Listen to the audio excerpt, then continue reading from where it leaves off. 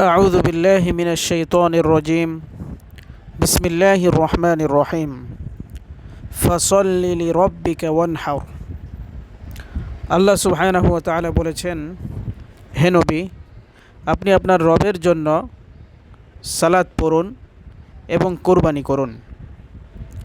وقال رسول الله صلى الله عليه وسلم রাসূলুল্লাহ সাল্লাল্লাহু আলাইহি ওয়াসাল্লাম বলেছেন, মা আমিলা ইবনু আদম মিন আমালিন ইয়াওমান নাহরি আহাব্বা ইলাল্লাহি মিন ইহরাকিদ দামি ওয়া ইন্নাহু লায়াতি ইয়াওমাল কিয়ামাতি বিকুরুনিহা ওয়া আশআরিহা ওয়া আযলাফিহা ওয়া ইন্নাদ দামা লায়াকউ বিমাকানিন ক্বাবলা আন ইয়াকআ বিল আরদি ফাতিবু বিহা নাফসান।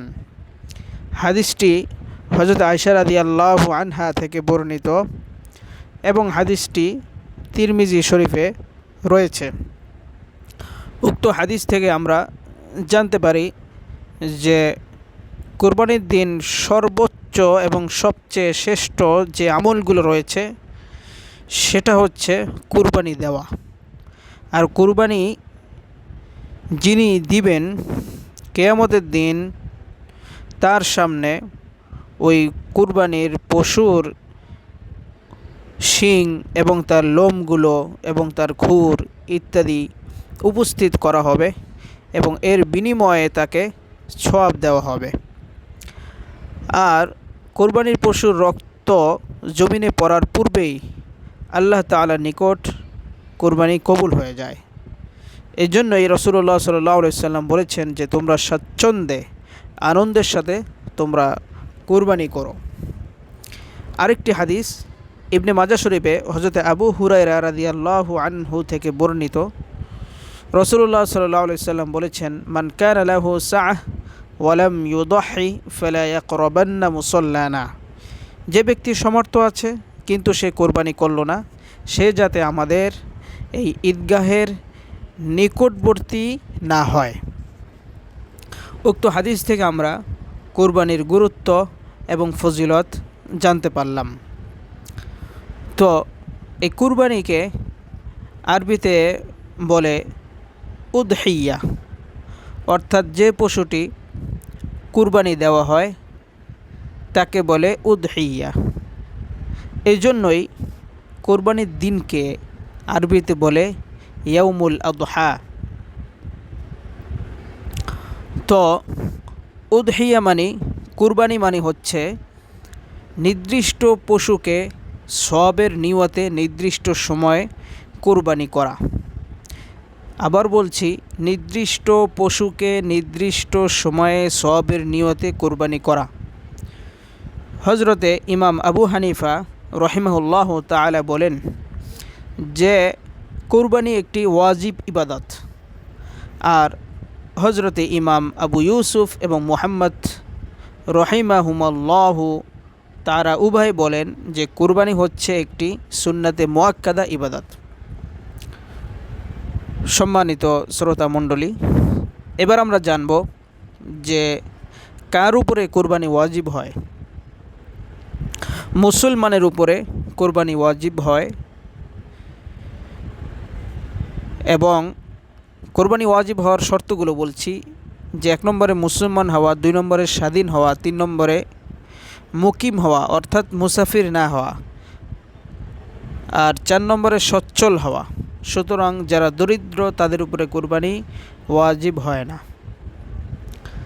আর কুরবানি ওয়াজিব হওয়ার ক্ষেত্রে নিসাবের মালিক হওয়া, আর এই নিসাবের মালিক হওয়ার ক্ষেত্রে তার জন্য ওই নিসাব 1 বছর পূর্ণ হওয়া শর্ত না, বরং কোরবানির দিন সমূহে যে ব্যক্তি নিসাব পরিমাণ সম্পদের মালিক থাকবেন তার জন্য কোরবানি করা ওয়াজিব হইবে। কোরবানি কখন করবে? কোরবানির সময় হচ্ছে জিলহজ মাসের 10 তারিখ ফজর উদিত হওয়ার পর থেকে জিলহজ মাসের 12 তারিখ সূর্য অস্ত যাওয়া অর্থাৎ মাগরিবের আগ পর্যন্ত।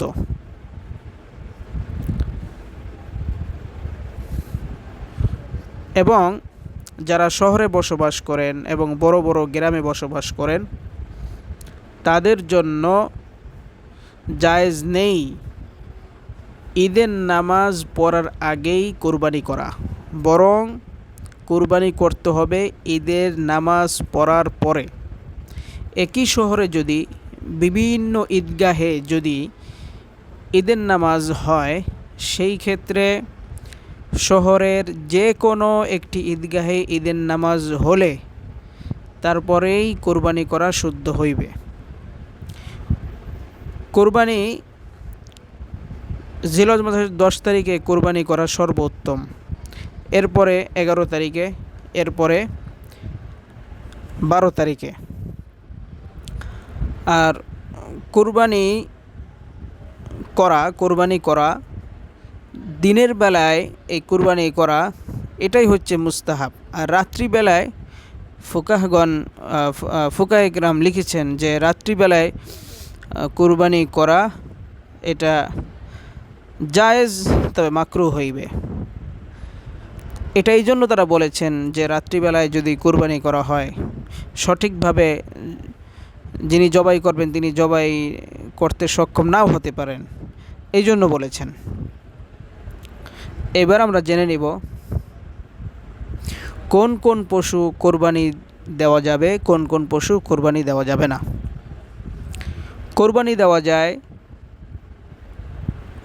উট, গরু, মহিষ।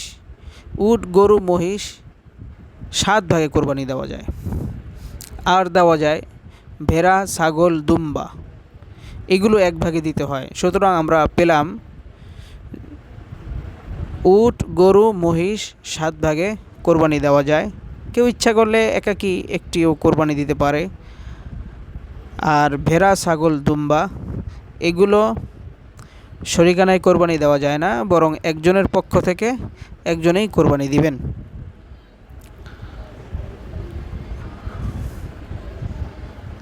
আর কোরবানি দেওয়ার ক্ষেত্রে ওই পশুটা যাতে সুন্দর থাকে, দেখতে সুন্দর, মোটা তাজা এবং কোনো প্রকারের অসুস্থতা না থাকে, দোষ না থাকে, এটা আমাদের খেয়াল রাখতে হবে। কারণ কোরবানির পশু যত সুন্দর এবং যত দোষ ত্রুটি থেকে, রোগ বালাই থেকে মুক্ত থাকবে, ততই এটা আল্লাহ তাআলার নিকট পছন্দনীয় হবে। আর যে সমস্ত পশু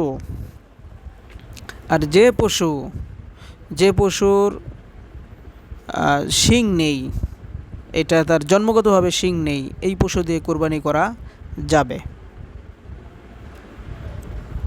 তবে যে পশুর শিং ভেঙে গিয়েছে সেই পশু দিয়েও কোরবানি করা যাবে। আর যদি এই কোরবানি পশুর শিং একেবারে তার এমনভাবে ভেঙে যায় যে তার গোড়া থেকে একেবারে ভেঙে গিয়েছে, তাহলে এই পশু দিয়ে কোরবানি করা জায়েজ হবে না। খাসি দিয়ে কোরবানি করা জায়েজ এবং এটাই উত্তম, কারণ এর গোশত থাকে অতি উত্তম এবং অতি সুস্বাদু। খোস পেঁচড়া যুক্ত পশু যদি মোটা হয় তাহলে তার দ্বারা কোরবানি করা জায়েজ। আর যদি খোস পেঁচড়া যুক্ত পশু যদি একেবারে জীর্ণ শীর্ণ হয় তাহলে তার দ্বারা কোরবানি জায়েজ হবে না। কোরবানির পশু যদি পাগল হয় এবং তার পাগলামি এতটাই প্রকট যে এই পাগলামির কারণে সে ঘাস খেতেও এই পাগলামি তাকে ঘাস খাওয়া বারণ করে, অর্থাৎ এই পাগলামির কারণে সে ঘাস খেতে পারে না, তাহলে এই পশু দিয়ে কোরবানি করা জায়েজ হবে না। আর যদি সে ওই পাগলামির কারণে ঘাস খেতে তার সমস্যা না হয়, তাহলে ওই পশু দিয়ে কোরবানি করা জায়েজ হবে। অন্ধ পশু দিয়ে কোরবানি করা জায়েজ হবে না।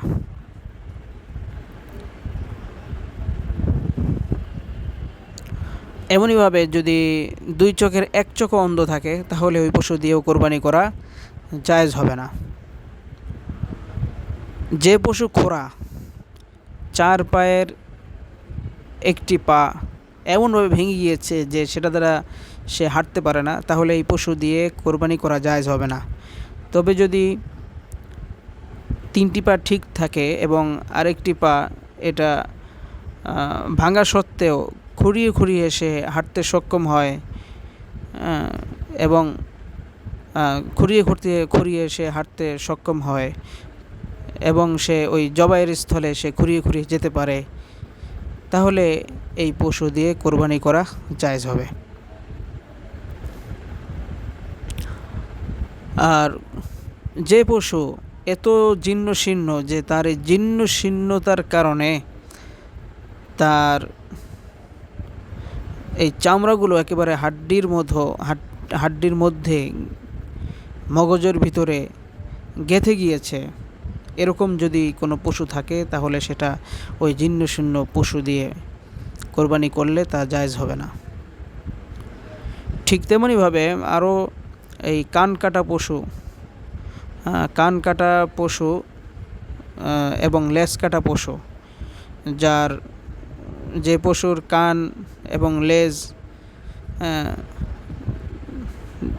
এটা অধিকাংশই কাটা অথবা অধিকাংশই নষ্ট হয়ে গিয়েছে, এরকম পশু দ্বারা কোরবানি করা জায়েজ হবে না। যদি 3 ভাগের 2 ভাগ অবশিষ্ট থাকে তাহলে এটা দিয়ে কোরবানি করা জায়েজ হবে।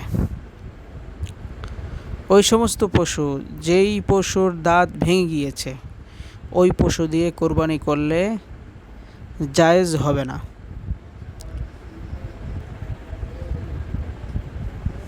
ওই পশু, যেই পশুর জন্মগতভাবেই কান নেই, ওই পশু দিয়েও কোরবানি করলে জায়েজ হবে না।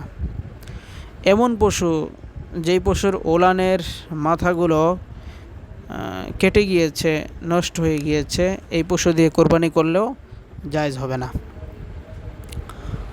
সম্মানিত শ্রোতামণ্ডলী, এখন আমরা জেনে নিব যে কোরবানির গোশত এবং তার চামড়া এগুলো কিভাবে ভোগ করবে, কিভাবে ব্যবহার করবে। কোরবানির গোশত এটা নিজে খাবে, যিনি কোরবানি দিবেন তিনি খাবেন এবং গরিবদেরকে দিবেন, দুঃখীদের দিবেন এবং ধনীদেরকেও, তার আত্মীয় স্বজন তাদেরকেও নিয়ে খাবেন। সবচেয়ে উত্তম হচ্ছে যে কোরবানির গোশতকে কোরবানিদাতা 3 ভাগে ভাগ করবেন। 1 ভাগ নিজের এবং নিজের পরিবারের জন্য রাখবেন, আরেক ভাগ গরিব দুঃখীদেরকে দিবেন, আরেক ভাগ নিজের বন্ধু বান্ধব আত্মীয় স্বজনদের জন্য সে দিয়ে দিবেন। তো এইভাবে কোরবানির গোশতগুলো নিজেও খাবেন, নিজেও খেতে পারবেন, গরিব দুঃখীকেও খাওয়াবেন এবং নিজের বন্ধু বান্ধব আত্মীয় স্বজন তাদেরকেও নিয়ে আপনি খেতে পারবেন। তবে যদি কোরবানিটা হয় মান্যতের কোরবানি হলে কোরবানিদাতা এই কোরবানির গোশত তিনি খেতে পারবেন না। কোরবানিদাতার জন্য জায়েজ যে সে তার এই কোরবানির পশুর চামড়া নিজে ব্যবহার করবে, কিংবা কেউকে হাদিয়া দিয়ে দিবে, তার বন্ধুকে দিয়ে দিবে, গরিব মানুষকে দিয়ে দিবে, ধনী মানুষকে দিয়ে দিবে, এটা তার জন্য জায়েজ আছে। তবে সে যদি কোরবানির পশুর চামড়া বিক্রি করে ফেলে, তাহলে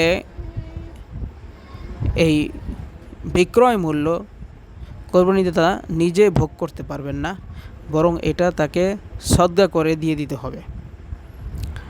আরেকটা বিষয় সেটা হচ্ছে যে কোরবানিদাতা যখন সে কোরবানি দেয়, সেখানে কসাই থাকে এবং যারা গোশত বানায় তারা থাকে, তাদেরকে পারিশ্রমিক হিসাবে এই